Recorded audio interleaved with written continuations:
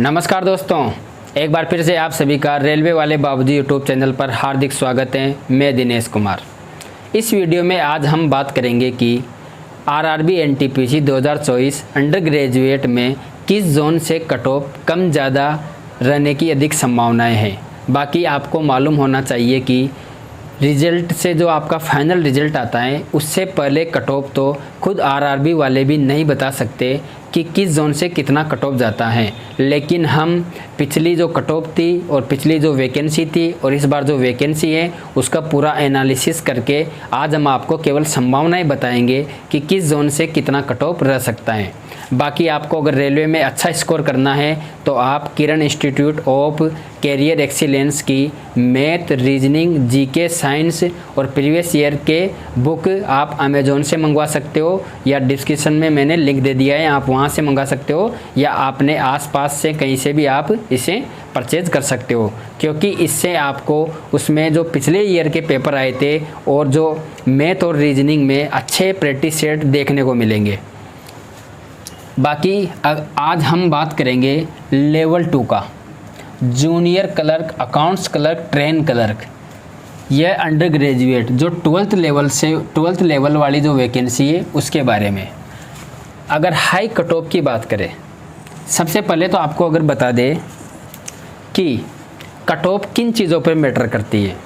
Cut off matter करती है कि किस जोन में कितनी वैकेंसी है और वहाँ पर कितने कैंडिडेट ने फॉर्म अप्लाई किया है और वहाँ पर कितने कैंडिडेट इंटेलिजेंट कैंडिडेट एग्ज़ाम देने बैठे हैं और उस एग्ज़ाम का शिफ्ट मॉडरेट था या लो था या हाई था। क्योंकि एग्ज़ाम का आपका जो पेपर है अगर वो बिल्कुल लो पेपर आएगा तो आपको ज़रा सा आपको पता है कट ऑफ काफ़ी हाई जाएगी। अगर हाई लेवल का जो हार्ड पेपर आएगा तो आपको मालूम है कि वहाँ का कट ऑफ कम जाएगा। लेकिन इस बार 12th की कट ऑफ पिछली बार के मुकाबले काफ़ी ज़्यादा हाई जाने के चांस हैं, क्योंकि एक तो पिछली बार से इस बार वैकेंसी काफ़ी कम है और पिछली बार ऐसा हुआ था। ये सबसे इम्पोर्टेंट चीज़ें ध्यान देने योग्य वाली बात है कि पहले जो ग्रेजुएशन वाली और अंडर ग्रेजुएट वाली दोनों वैकेंसी सेम थी, एक ही फॉर्म अप्लाई हुआ था।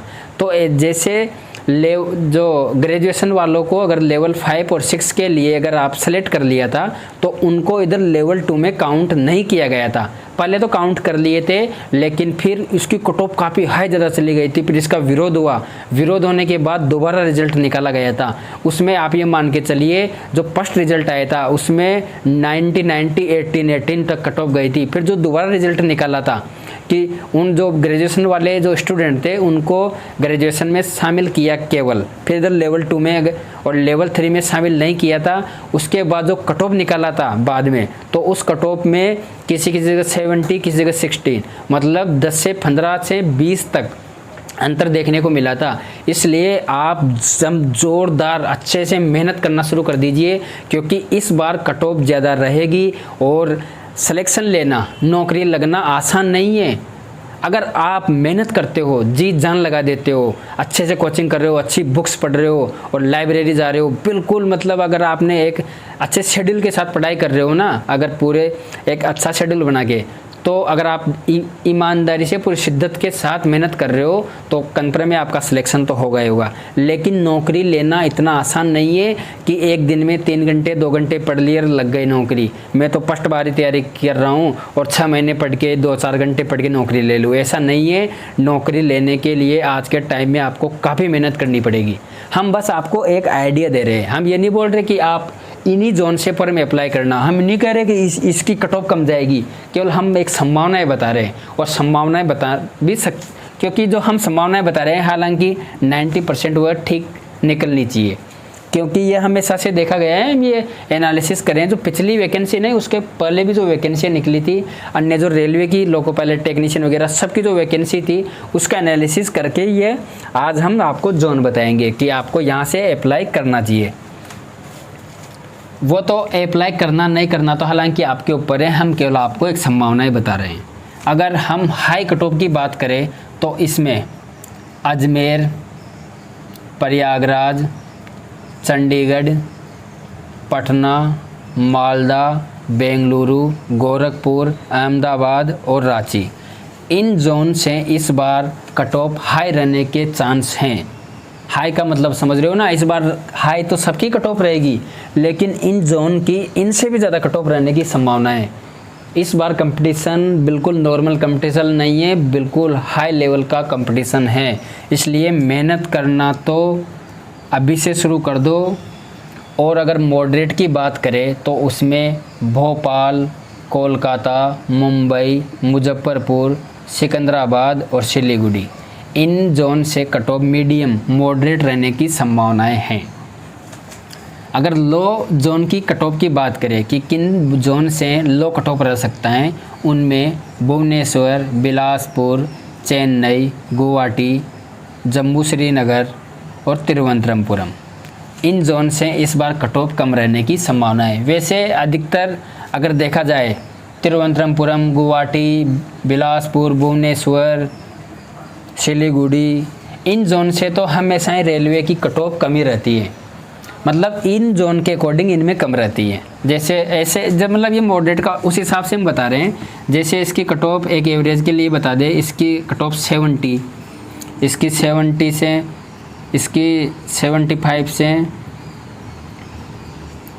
78 और इसकी 84 से 86। मतलब ये तो जैसे इसकी लोअर रहेगी तो इसकी लगभग ये रहती है कट ऑफ और इसकी लगभग ये रहती है। हम एक आइडिया बता रहे हैं, हम ये नहीं बता रहे इनकी 70 कट ऑफ रहेगी कितनी रहेगी। वो तो डिपेंड करता है कट ऑफ तो कि नॉर्मलाइजेशन भी होगा, उसमें मार्क्स बढ़ते भी हैं घटते भी हैं, उसके बाद डिसाइड होता है ना। तो आज हमें आशा है आप लोग अच्छे से तैयारी कर रहे होंगे और हम आपके लिए गाइडेंस वाली और मोटिवेशन वाली वीडियो बनाते रहेंगे। अगर आप चैनल पर पहली बार हो तो चैनल को सब्सक्राइब ज़रूर कर देना और इस वीडियो को अपने सभी दोस्तों के पास शेयर ज़रूर कीजिए, ताकि उनको भी मालूम चले जो रेलवे में पहली बार जो नए अभ्यर्थी हैं उनको कि किस जोन से अपने को फॉर्म लगाना चाहिए। क्योंकि देखो एक तो ऐसा होता है कि अगर आप अच्छे से आपकी तैयारी है, बिल्कुल अच्छे से अगर आपकी तैयारी है तो आपको दूर जाने की ज़रूरत नहीं है, आप अपने नज़दीकी जोन से फॉर्म अप्लाई कर सकते हो। अगर हो ये कि मेरे को दूर नौकरी नहीं करनी, मैं तो बिल्कुल नौकरी कर ही नहीं सकता, घर वालों से दोस्तों से दूर रह ही नहीं सकता, तो आप फिर अपने हिसाब से देख के कोई मीडियम मॉडरेट वाले जोन में या डेंजर वाले जोन में फॉर्म अप्लाई कर सकते हो। हम ये नहीं बोल रहे किसी से कर सकते हो, लेकिन जब एक बार अगर आप काफ़ी दूर अप्लाई कर दोगे फॉर्म, फिर वहाँ पे जब आपकी नौकरी लग जाती है तो फिर आप परेशान हो जाते हो कि मैं इतना दूर जॉब कैसे करूँ, मैं यहाँ मेरा मन नहीं लग रहा, घर वाले इतनी दूर हैं, यहाँ से छुट्टियाँ मिलती हैं तो बहुत आने जाने में छुट्टियाँ ख़त्म हो जाती हैं। तो इसलिए रेलवे में अगर आप ट्रांसफ़र का लगाओगे ना, ट्रांसफ़र 2-3 तरीके से ट्रांसफ़र होता है रेलवे में, हम उसकी वीडियो बना देंगे। लेकिन अगर मोटा मोटा देखा जाए तो अगर आप जैसे जम्मू जोन से अगर नौकरी लग जाते हो, आप चाहते हो कि मेरे को जाना है पटना ट्रांसफ़र लगा के, तो एक ट्रांसफ़र होता है म्यूचुअल ट्रांसफ़र। म्यूचुअल का मतलब आपसी आदान प्रदान, यहाँ का कैंडिडेट तो यहाँ जाएगा और यहाँ का कैंडिडेट यहाँ आएगा, तो उसमें तो आपकी ज्वाइनिंग होते ही 2 से 3 महीने बाद आप म्यूचुअल ट्रांसफ़र लगा सकते हो। लेकिन एक होता है ऑन रिक्वेस्ट ट्रांसफ़र, स्वयं का जो अपनी इच्छा से, तो वह अगर आप इंटर रेलवे में लगाओगे, जैसे इस जोन से इस जोन में जाओगे, तो उसके लिए मिनिमम 5 साल नौकरी करना चाहिए। आप जब 5 साल यहाँ नौकरी कर लोगे उसके बाद ही आप ऑन रिक्वेस्ट ट्रांसफ़र लगा सकते हो। और एक होता है स्पाउस ग्राउंड ट्रांसफ़र, जैसे आपका कोई हस्बैंड या वाइफ, जैसे आप जॉब कर रहे हो चेन्नई में, आप एक मेल कैंडिडेट हो या फीमेल हो, आपकी जीवन साथी जो आपकी वाइफ है वो जॉब कर रही है भोपाल में, स्टेट की गवर्नमेंट की जॉब में ना, तो आप यहाँ से यहाँ का ट्रांसफ़र तुरंत लगा सकते हो और इसमें भी आपका ट्रांसफ़र जल्दी ट्रांसफ़र हो जाता है। बाकी इस वीडियो को अपने सभी दोस्तों के पास शेयर ज़रूर कीजिए। धन्यवाद।